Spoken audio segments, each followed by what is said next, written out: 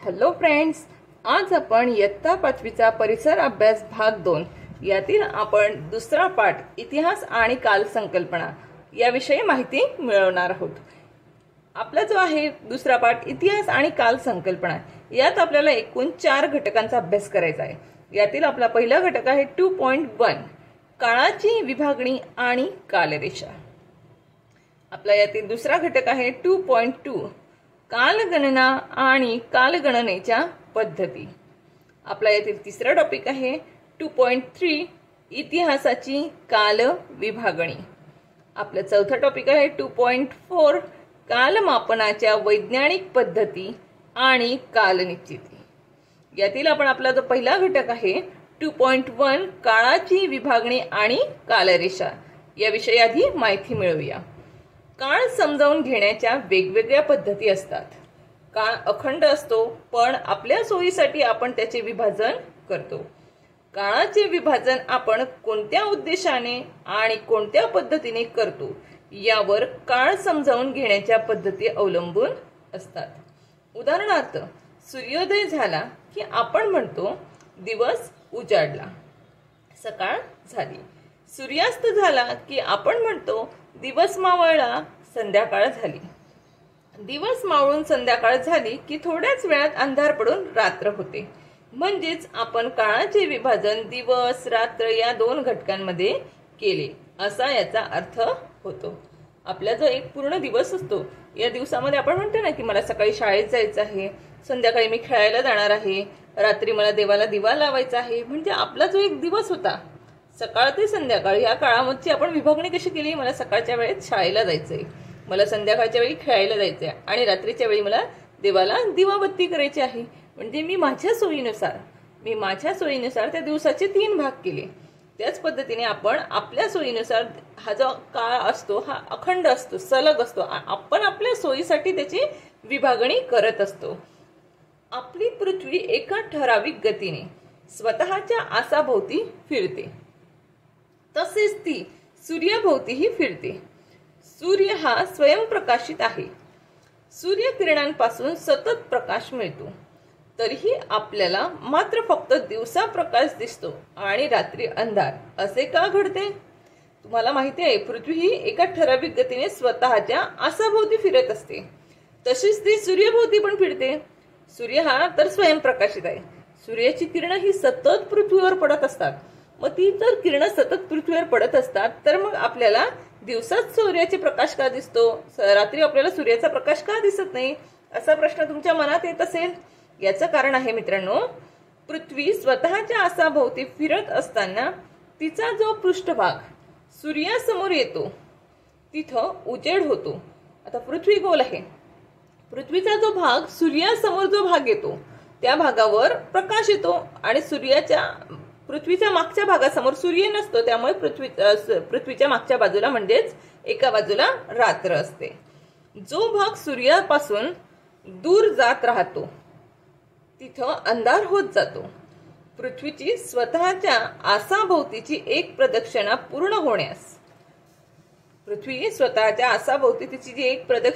होण्यास 24 तासांचा अवधी लागतो। पृथ्वीला स्वतःभोवती एक फेरी पूर्ण करायला किती वेळ लागतो मित्रांनो? 24 तास लागतात। सुमारे 12 तासांचा दिवस आणि 12 तासांची रात्र असा हा अवधी असतो। ती स्वतःभोवती जेव्हा पूर्ण एक फेरी मारते तेव्हा तिला पूर्ण 24 तास लागतात। तर 24 तासामध्ये ती जेव्हा फिरता फिरता अर्धा भाग तिचा सूर्यासमोर जेव्हा असतो तोपर्यंत तो दिवस असतो 12 तासांचा, आणि अर्धा भाग जो सूर्याच्या मागच्या बाजूला राहतो त्या भागामध्ये रात्र असते 12 तासांची। अशा प्रकारचा एक दिवस आणि एक रात्र मिळून होणाऱ्या काळालाही व्यापक अर्थाने एक दिवस असे म्हणतात। म्हणजे दिवसाचे 12 तास आणि रात्रीचे 12 तास असे दोघं मिळून एक दिवस तयार होतो। असा एक दिवस म्हणजेच एक वार। एक दिवसाचे दिवस आणि रात्र मिळून जो दिवस तयार होतो त्याला काय म्हणतो आपण? एक वार म्हणतो। कोणता तरी आठवड्याचा एक वार असं आपण त्याला म्हणत असतो। एक दिवस म्हणजे एक वार। सोमवार ते रविवार असे 7 वारांचा एक आठवडा होतो। सोमवार पासून ते रविवारपर्यंत जे 7 दिवस येतात त्या 7 वारांना आपण काय म्हणतो? 7 वारांचा आठवडा। 2 आठवड्यांचा एक पंधरवडा. 2 आठवडे मिळून किती दिवस होतात? 14 दिवस होतात. पण त्या 2 आठवड्याच्या कालावधीला किती काय म्हटलं जातं? पंधरवडा म्हटला जातो. 4 आठवड्यांचाच म्हणजेच 2 पंधरवड्यांचा एक महिना. 15 दिवसाचे 2 पंधरवाडे म्हणजेच एक महिना होतो. आणि 12 महिन्यांचे एक वर्ष होते. तुम्हाला माहिती आहे मित्रांनो, आपल्या एकूण वर्षामध्ये किती महिने येतात? 12. ते जे 12 महिने असतात, जानेवारी, फेब्रुवारी, मार्च, एप्रिल, मे, जून, जुलै, ऑगस्ट, सप्टेंबर, ऑक्टोबर, नोव्हेंबर आणि डिसेंबर, हे जे 12 महिने आहेत, हे 12 महिने मिळून एक वर्ष तयार होते. अशा पद्धतीने आपण काळाची क्रमवार विभागणी करतो. वर्षामागून वर्ष संपत 100 वर्षाचा काळ संपला की एक शतक पूर्ण होते. अशी 10 शतके म्हणजेच 1000 वर्ष संपली. ही एक सहस्र पूर्ण होते. काळाच्या अशा विभागणीला एकरेखीय विभागणी म्हणतात. काय म्हणतात मित्रांनो? अशा विभागणीला एकरेखीय विभागणी असं म्हणतात. ही जी काळाची एकरेखीय विभागणी आहे, ही मी तुम्हाला या ठिकाणी एका छोट्याशा आकृतीवरून समजावते.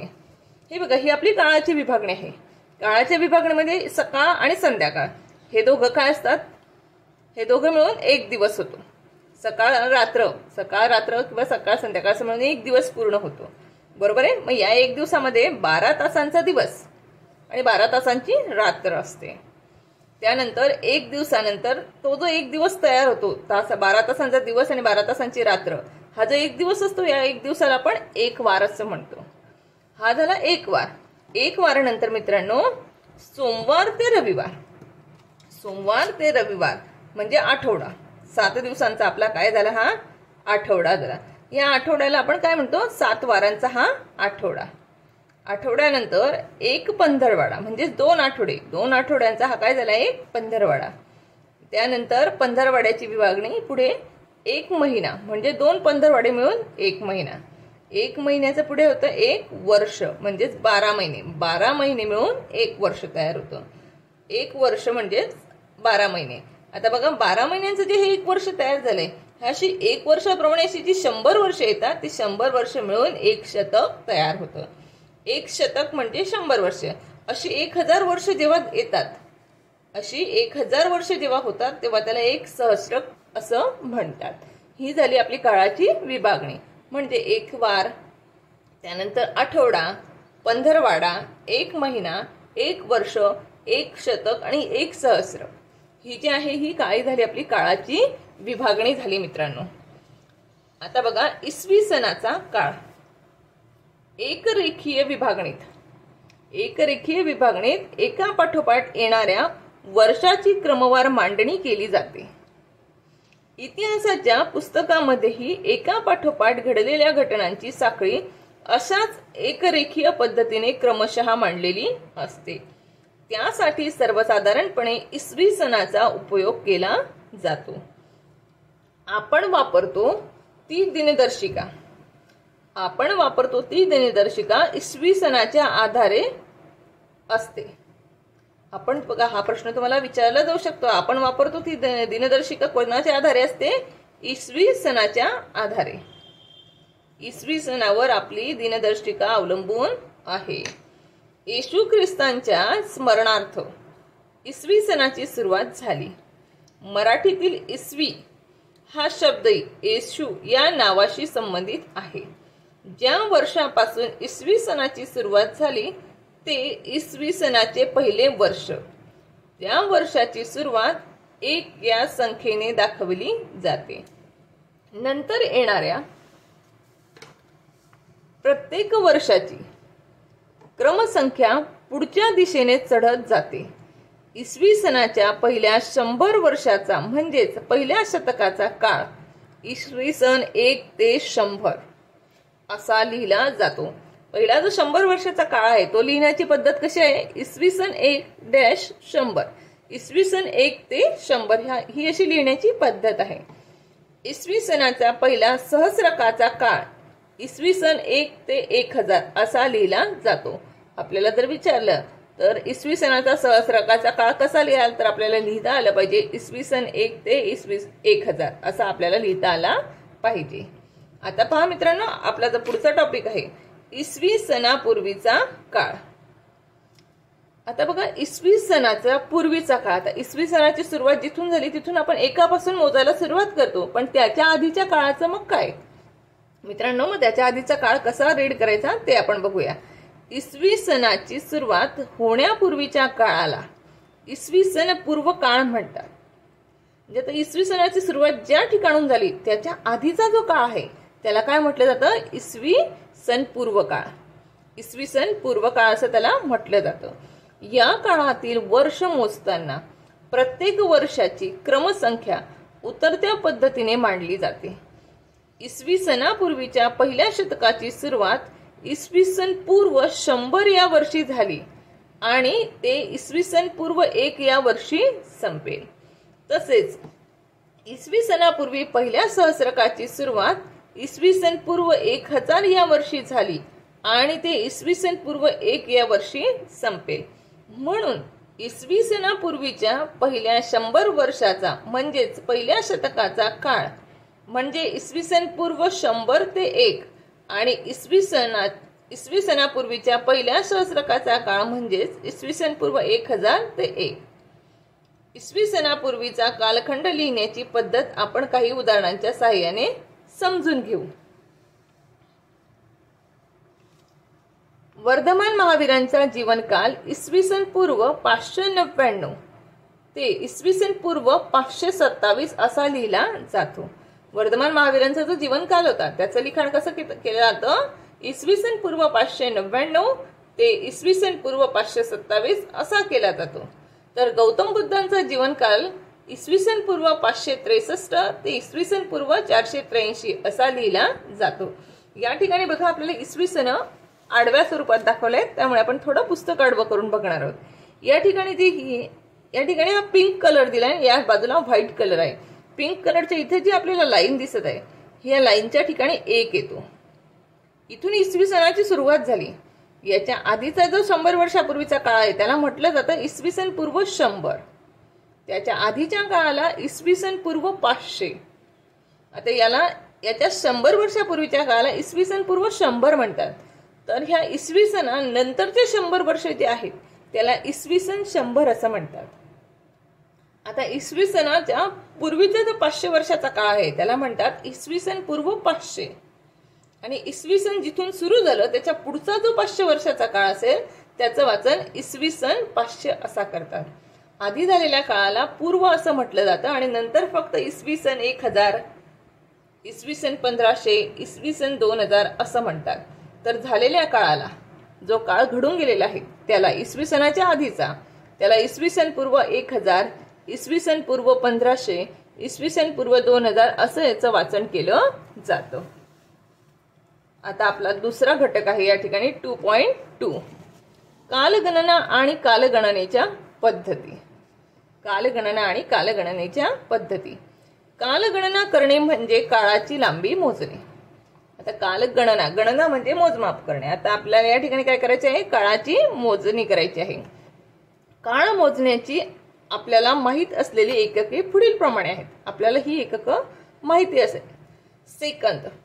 सेकंद आपल्याला माहिती आहे, मिनिट आपल्याला माहित आहे, तास आपल्याला माहित आहे, दिवस माहित आहेत, आठवडा, पंधरवाडा, महिना, वर्ष, शतक आणि सहस्रक ही सर्व आपल्याला एकके काळ मोजण्यासाठीची आपल्याला माहित आहेत. सेकंद हे यातील सर्वात छोटे एकक आहे. बघा, हे जे काळ मोजण्याचे आहे यामध्ये सगळ्यात लहान सेकंद आहे. सेकंदापेक्षा मोठा मिनिट आहे, मिनिटापेक्षा मोठा तास आहे, तासापेक्षा मोठा दिवस असतो, दिवसापेक्षा मोठा आठवडा असतो, आठवड्यापेक्षा जास्त दिवसांचा पंधरवाडा असतो, पंधरवाड्यापेक्षाही जास्त दिवसांचा महिना असतो, महिन्यापेक्षा जास्त दिवसांचा मोठा वर्ष असतं, वर्षापेक्षा जास्त दिवस शतकात असतात, शतकापेक्षा जास्त दिवस सहस्रकात असतात. म्हणजे लहान्याकडून मोठ्याकडे आपण हा कालगणना करत जात असतो. जगभर कालगणनेच्या अनेक पद्धती अस्तित्वात आहेत. आता जगात एकाच पद्धतीने काही कालगणना केली जात नाही. कालगणनेच्या अनेक पद्धती अस्तित्वात आहेत. त्यामध्ये इसवी सन ही पद्धत अधिक प्रचारात आहे. त्यात सगळ्यात जास्तीत जास्त लोक कोणती पद्धत वापरतात? इसवी सन ही पद्धत वापरतात. सर्वसाधारणपणे संबंधित महिन्यातील त्या दिवसाचा क्रमांक चालू महिन्याचे नाव किंवा क्रमांक आणि चालू वर्षाचा क्रमांक अशा क्रमाने आपण दिनांक लिहितो. म्हणजे बघा आपण काय करतो, आपला दिवस कोणता चालू आहे, समजा आजची तुमची तारीख 7 असेल तर आपण 7 लिहितो. आता चालू महिन्याचं नाव आपण एक तर जुलै लिहू, बरोबर, जुलै लिहू. नाहीतर मग आपण या ठिकाणी जुलै महिना कितवा आहे, 7वा, म्हणून आपण पुन्हा 7 तारीख टाकतो, 7 लिहितो. आणि वर्षाचा क्रमांक लिहावा लागतो. वर्ष कोणतं आहे, 2021.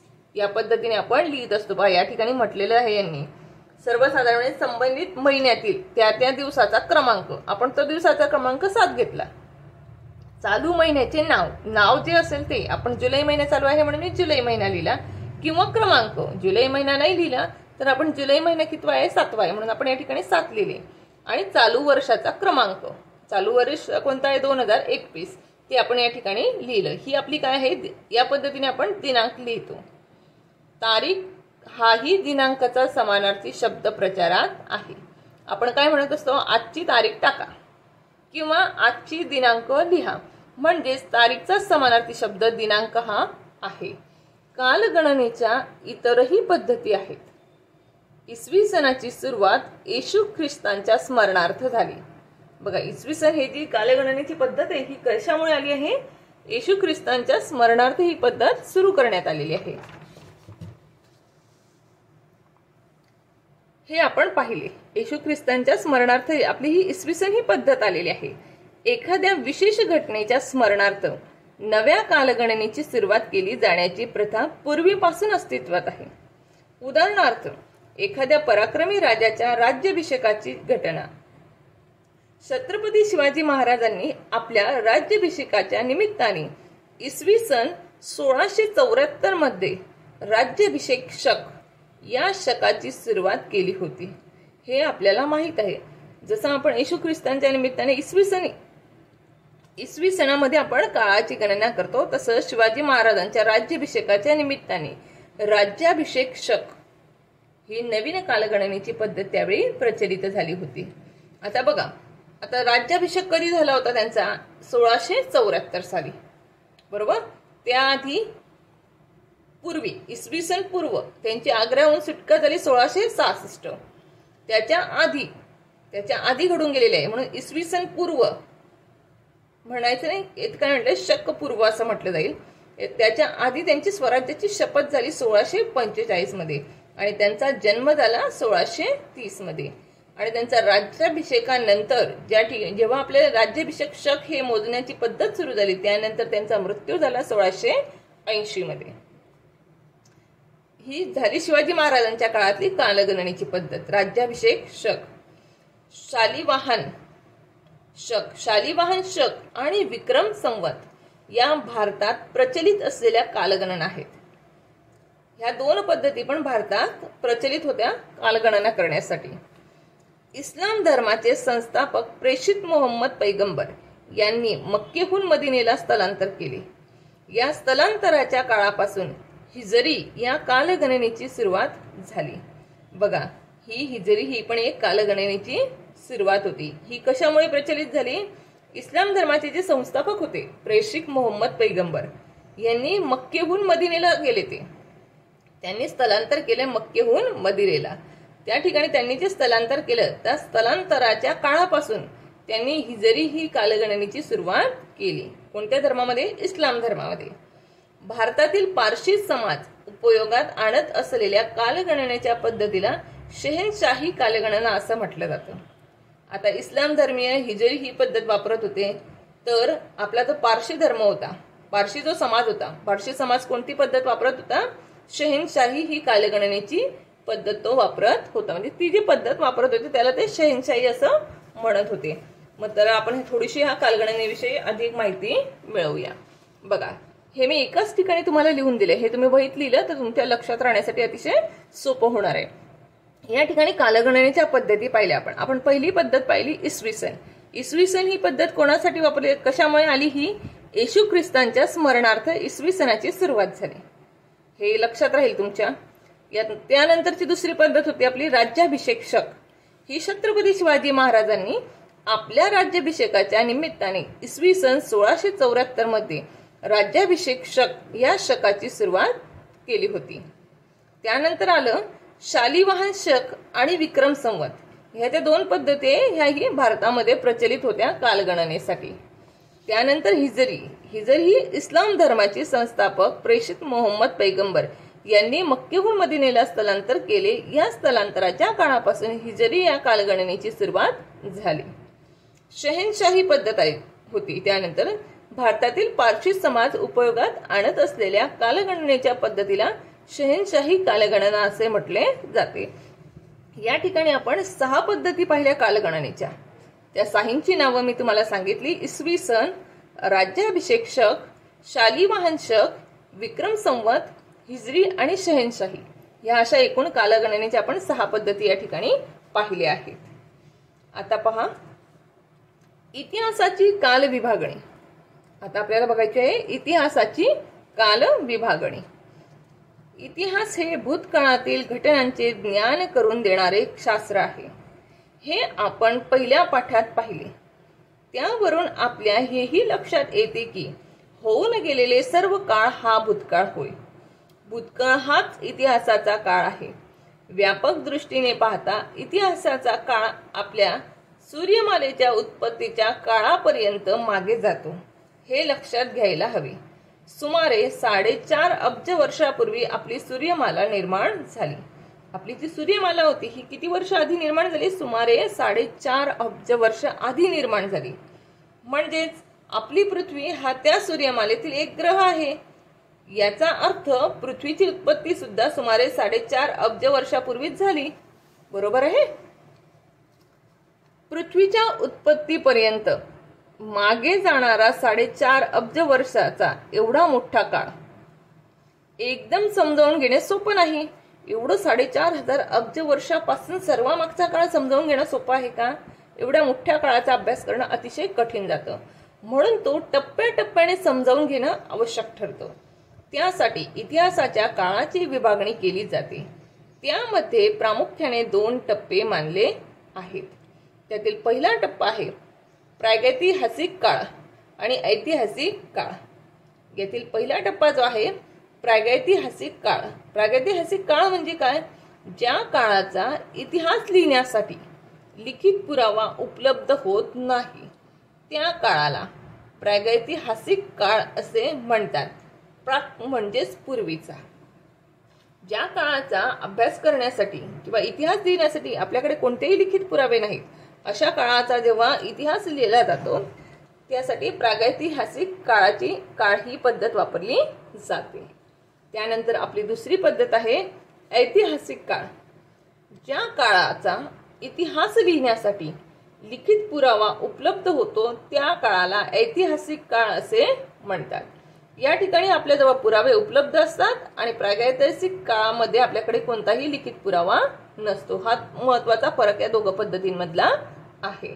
आता आपला जो दुसरा मुद्दा होता 2.4 म्हणजे हा आपला शेवटचा मुद्दा आला. चौथा घटक आला कालमापनाच्या वैज्ञानिक पद्धती आणि कालनिश्चिती.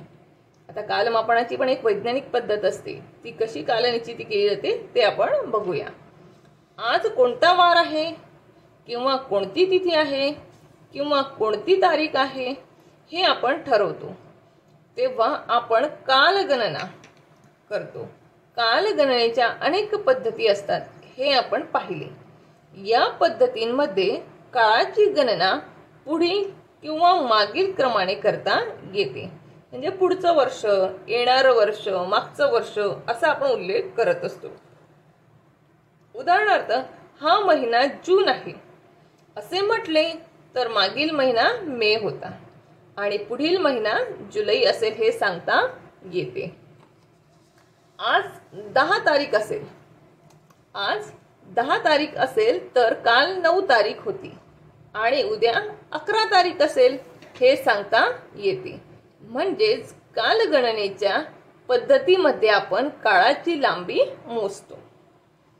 इसवी सनाचा प्रारंभ होण्यापूर्वीच्या काळात घडून गेलेल्या घटनांचा अभ्यास करताना त्यांच्या काळाचा उल्लेख इसवी सनापूर्वी अमुक इतकी वर्ष असा केला जातो. त्यापैकी काही घटनांची माहिती आपल्याला जमिनीखाली गाडल्या गेलेल्या पुराव्यांच्या आधाराने मिळवावी लागते. तो पुरावा बहुधा वस्तू आणि वास्तू यांच्या अवशेषांच्या स्वरूपात असतो. म्हणजे खाली जमिनीच्या थराखाली भांडे असतील, भांड्यांचे तुकडे असतील, खापरीचे तुकडे असतील, नाणे असतील, घरांचे नमुने असतील, ह्या स्वरूपात आपल्याला ते आढळते. या अवशेषांच्या आधाराने हजारो वर्षापूर्वीच्या घटनांची कालनिश्चिती करणे वैज्ञानिक पद्धतीच्या आधारे शक्य होते. जमिनीखाली मातीचे एकावर एक असे अनेक थर साचलेले असतात. मातीच्या थरांचा आणि त्या थरात मिळालेल्या अवशेषांचा कालखंड अमुक तारखेपासून अमुक तारखेपर्यंत असा निश्चित स्वरूपात सांगता येत नाही. आता हा कालखंड असा आपण सांगूच शकत नाही की ह्या वर्षापासून ते ह्या वर्षापर्यंतचा हा कालखंड होता असं आपण निश्चित सांगू शकत नाही. परंतु आजपासून अमुक इतक्या वर्षापूर्वी अशा पद्धतीने त्या काळाची मोजणी करणे मात्र शक्य असते. म्हणून अशा पद्धतींना कालमापनाच्या पद्धती असे म्हटले जाते. अशा प्रकारे कालमापन करण्यासाठी कर्ब 14 विश्लेषण, काष्ठवलयांचे विश्लेषण यांसारख्या वैज्ञानिक पद्धतींचा उपयोग केला जातो. या ठिकाणी जर तुम्हाला विचारलं तर कोणत्या वैज्ञानिक पद्धतींचा उपयोग केला जातो तर तुम्हाला उत्तर सांगता आलं पाहिजे कर्ब 14 विश्लेषण आणि काष्ठवलयांचे विश्लेषण यासारख्या वैज्ञानिक पद्धतीचा उपयोग केला जातो. आता या ठिकाणी तुम्हाला प्रश्न पडला असेल की कर्ब 14 विश्लेषण म्हणजे काय. आता या ठिकाणी मित्रांनो तुमच्या पुस्तकाच्या बॅक साईडला दिलेलंच आहे.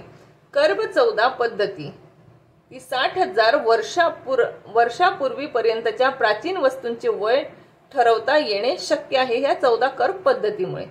ही पद्धत विलार्ड लिबी नावाच्या शास्त्रज्ञाने शोधली. बघा, यांचा जन्म झाला होता 1908 मध्ये आणि यांचा मृत्यू झाला 1980 साली. कालनिश्चितीच्या पद्धती. कर्ब 14 हा घटक सर्व सजीवांच्या शरीरात असतो.